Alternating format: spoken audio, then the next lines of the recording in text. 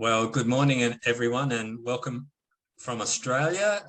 We're going to be doing a chat this morning looking at neurofeedback, particularly for someone on the autistic spectrum who has Asperger syndrome. My name's Mark Darling. I'm a psychologist from the Sunshine Coast in the state of Queensland, and I've been a neurofeedback practitioner for about 23 years. I did my initial training in 1999 and have been involved in that field ever since. I'm also the Australian representative for Brain Trainer International, Australian and New Zealand and the Asia Pacific region, really. So what I'd like to do today is talk to some good friends who started out as clients many moons ago.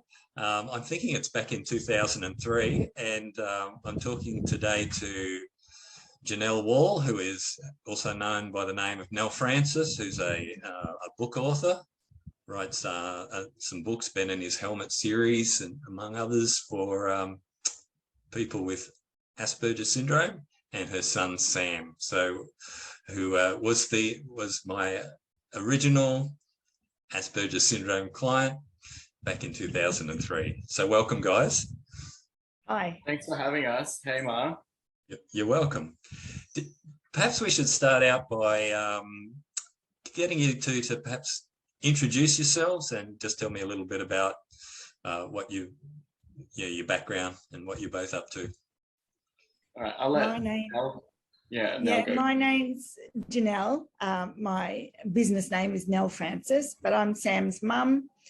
And we stumbled across Mark by accident back in about 2003 when Sam had been experiencing major anxiety. And we were doing all the talk therapies and doing all the medication, and nothing seemed to be helping him move forward. And so while it sounded a little bit witch doctor-y to me, I'd seen Mark I'd seen something on A Current Affair, which is an inquiry news show a few years prior, and we were at our wits' end. So I thought, well, let's give it a shot. But I really didn't know that it would be as marvellous as it turned out to be. So, Sam, do you want to share a bit about your journey and what was happening back then? Yeah, sure. Hey, everyone. I'm Sam. I'm 31 now, but back when, met Mark, I was a teen, going through a lot of anxiety, PTSD, trauma responses, and really had a lot going on. So like Nell said, we found Mark and started to engage in his neurofeedback therapy after doing a lot of these talk therapies and other alternative therapies. But being a child on the autism spectrum diagnosed with Asperger's made it very hard for me to engage in these traditional therapies, as my communication was, completely hindered by my anxiety response, which made it, further more difficult for me to sort of get the work done in traditional therapies.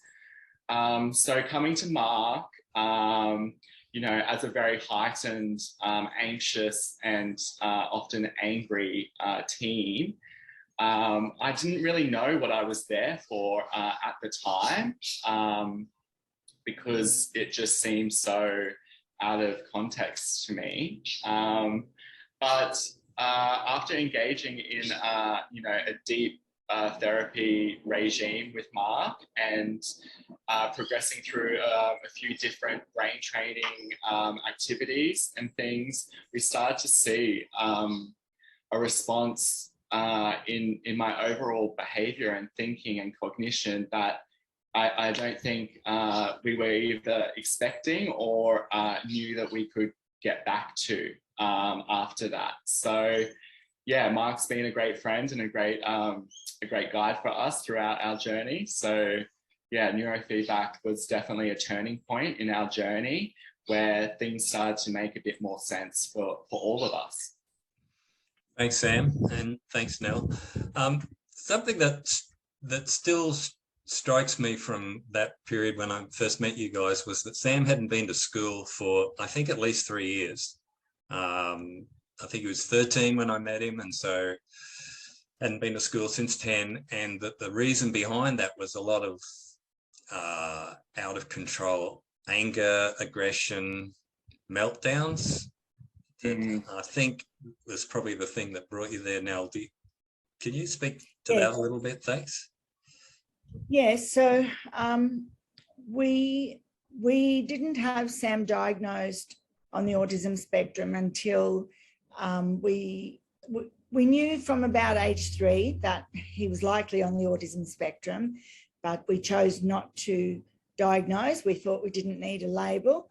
And it was only, we know now that those beginning processes of puberty that can really heighten anxiety, heighten sensory responses, and decrease impulse control. So I know all that now, 20 years later, but we didn't know any of that then. And while there were many children on the Sunshine Coast being diagnosed with Asperger's syndrome, there were only 2 who were as heightened as Sam. So Sam was such a good rule-oriented boy prior to these behaviours. He knew he wanted to go to school, and in fact we tried most days to go to school, but of course how a 10-year-old looks when they're anxious is very different to what we expect. So we didn't realise that it was his anxiety. And then, of course, when he couldn't go to school, then he'd be angry at himself, he'd be angry at everything, and the meltdown would occur. Sam was on many medications by the time we saw Mark. And in fact, we've added up that over the course of 5 years, I think you're on 27 different medications, Sam, some of them very strong antipsychotics, but nothing seemed to help. So by the time we arrived at Mark's door, we felt like we were out of options. Can I just say, from the very first day, Mark, what I've realised was most important was the relationship you developed with Sam. And I still tell my own clients that it's about that relationship. So you didn't treat him like a naughty boy. You didn't treat him like he should know better. You had funny conversations about watching The Simpsons, and you just treated him like an ordinary kid with respect, and that helped him regain his dignity, I felt. Thanks for that, Mel. Yeah, look, one of the things about that struck me is, I might just speak a little bit about the neurofeedback process and the thoughts going through my head at that point in time, is that I said Sam was the first with Asperger's. In reality, not the first in the autistic spectrum. So I'd been already doing a number of things with autistic spectrum, and some of that stemmed from, my own son Nathan, has Angelman syndrome and is on that autistic spectrum. So which is what got me into the field in the first place. So I already had, I guess, something of an awareness, and with looking at a thorough history of what was going on for Sam, I guess there was a recognition there that for a lot of people, if not all, on the autistic spectrum, there's this underlying huge anxiety going on. And what we were finding, some of us in that shared sort of neurofeedback community back at that point in time, was that calming down the amygdala was the goal. So in terms of brain function, you've got the limbic system, which is all about the emotional content of memories, really, or memory and emotions. So part of that system is the amygdala. And I find it interesting because we realized that by training the brain to calm down over the right temporal lobe, at T4 in particular, we were in effect calming down the amygdala and therefore reducing anxiety. And I say it's interesting now because I only actually read an article in Neuroscience News in the last couple of weeks about new research showing that the amygdala is greatly enlarged for people in the autistic spectrum. I thought, okay, that makes sense. We were seeing a lot of fast wave activity that needed to be calmed down. The other side of the coin for me was that these anger outbursts really intrigued me because there was a certain pattern to them. I don't know if you recall, but I had a sense that it might have something to do with temporal lobe epilepsy. And I'm a psychologist. Which, might I say, had been suggested by a GP that we had seen, Right. But they wouldn't treat it unless they could prove it. So we had a failed attempt at a 24-hour EEG and different things like that. Mm-hmm. Yeah, the trouble with temporal lobe epilepsy is that if you don't have a seizure at the time of the recording, it may not show up. Now, I'm not a neurologist, so that's not my field. As a psychologist, I was focusing on the anxiety, but I was well aware of all the research. The initial research into neurofeedback was all about epilepsy. Temporal lobe epilepsy is an interesting thing because instead of like a grand mal seizure or something, the actual outburst of anger is the seizure. And so, rather than, like you said, rather than saying getting labeled as a naughty kid, I would remember thinking, there's a possibility this isn't bad behavior. This is a neurological event that's occurring. And therefore, if neurofeedback helps with his anxiety and it's known to be assisting with epilepsy, then maybe it could help with the anger outbursts. And when there were hints of things like the protracted nature of the outburst, the fact that he may not remember afterwards what took place, he may get very tired afterwards. I think we even discussed things. Do you recall things like unusual tastes or smells, Sam? I know that. Yes, metallic taste, or almost like the taste of blood, or battery in my mouth. Yes. Do you remember that?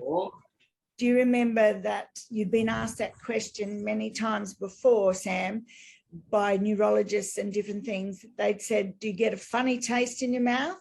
Yeah. And Mark was the only one, because there was nothing funny about it, you told me. Mark was the only one who went on to explain, like you've been licking a battery. Yeah, so sometimes it is like the taste of a battery or the smell of a burnt match or something, various things. So to me, I sort of thought, well, okay, there's an interesting possibility. So really, my aim was to reduce anxiety, but I thought it'll be a bonus if we get some impact there.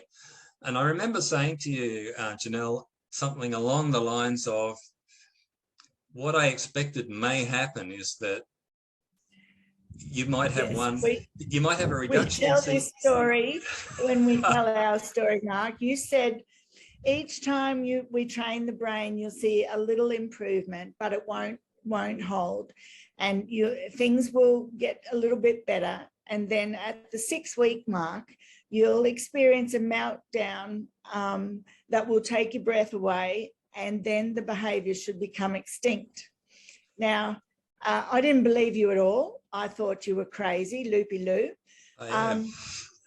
But we still remember that meltdown to end all meltdowns. I can tell you where it happened and what time of day it happened. We were on our way to the Science Centre in Brisbane, and Sam became anxious in the peak hour traffic. So we pulled off into a side street called Annie Street, and Sam had a giant meltdown. Sam, is it okay if do you want me to? So he was jumping on the boot and the bonnet and the roof of the car, screaming his lungs out, smashing his head against the car windows. We had people coming out of their homes. I think that was a bit before they would have had mobile phones, but I was worried they would ring the police, and I felt very vulnerable because we were out of our own community. But after about 40 minutes, Sam hopped in the car and fell asleep. And that was the last violent meltdown we ever had, ever. Yeah. Wow.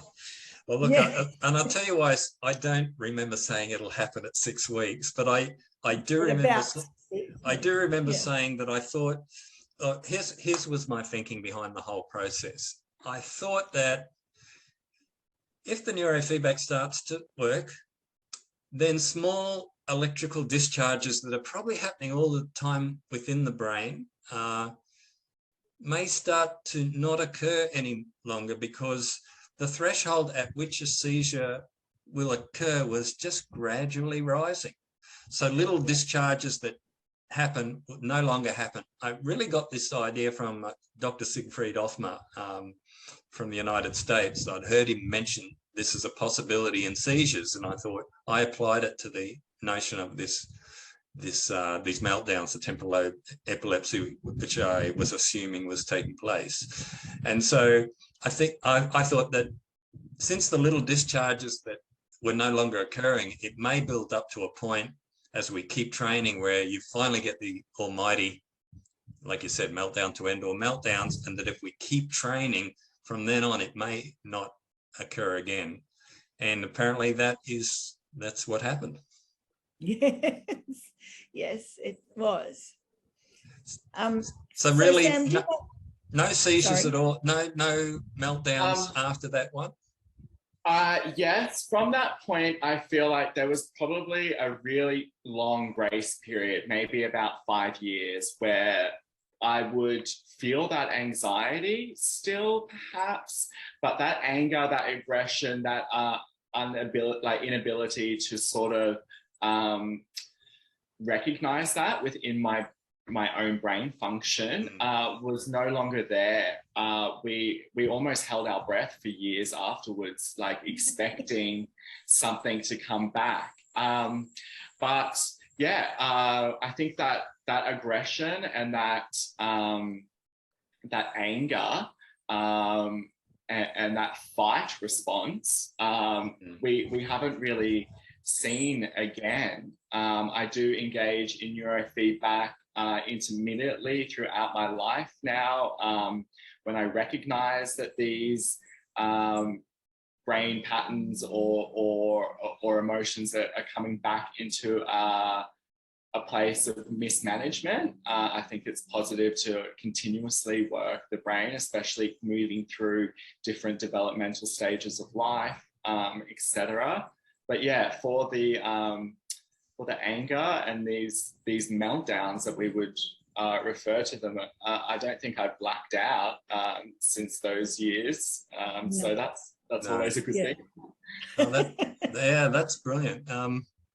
Okay, so it really took effect. You mentioned having little top-ups every now and then. I know you came in every now and then and would say, I think I just need 4 or 5 sessions.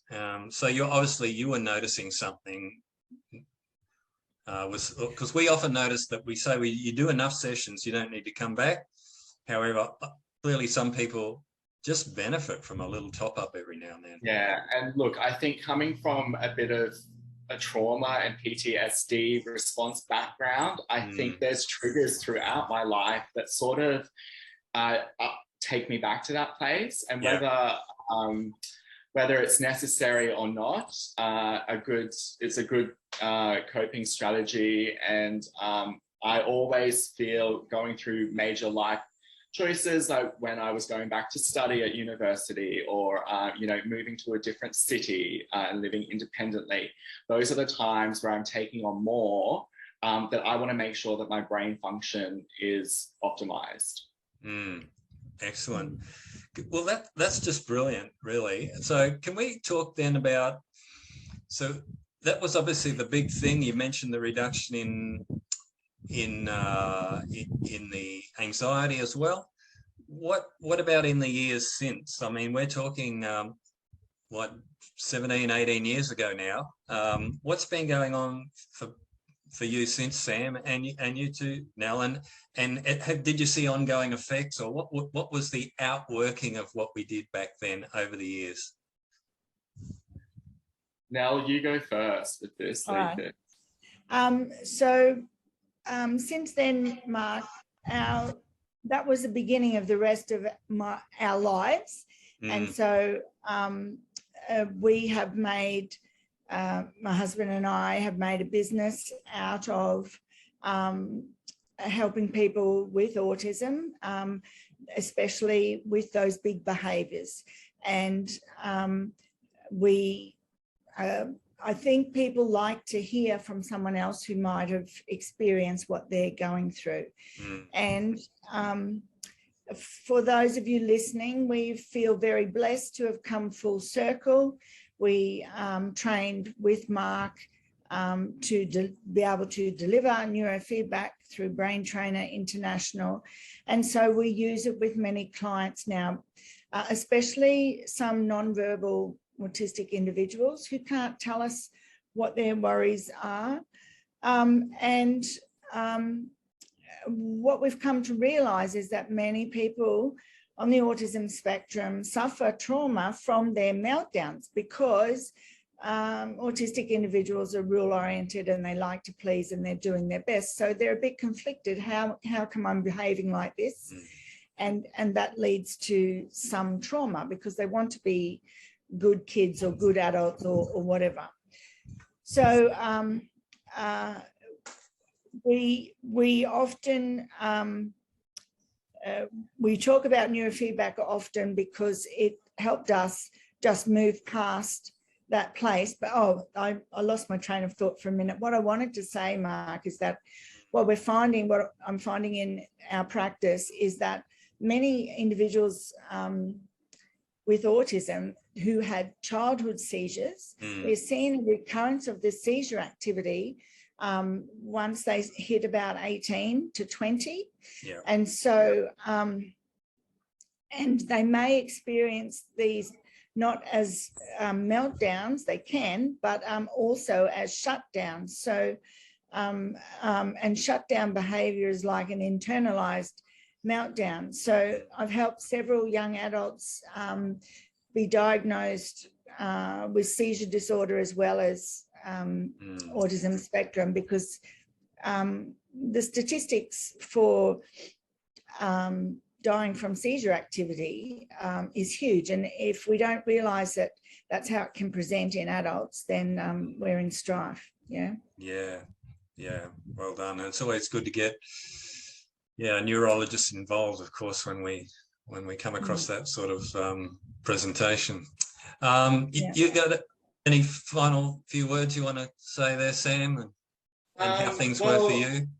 Yeah, I guess after our initial treatment plan of neurofeedback, I there was a lot of capacity that I had back, which I as an adolescent, I didn't know how far my life was going to go at that point, or what I was going to be able to achieve beyond that. So once we had reached this point in our neurofeedback, I was able to start, putting my life back together, being able to go back and finish my education, go on to live independently and travel overseas, and do a lot of these things that before the neurofeedback therapy seemed completely out of reach for me.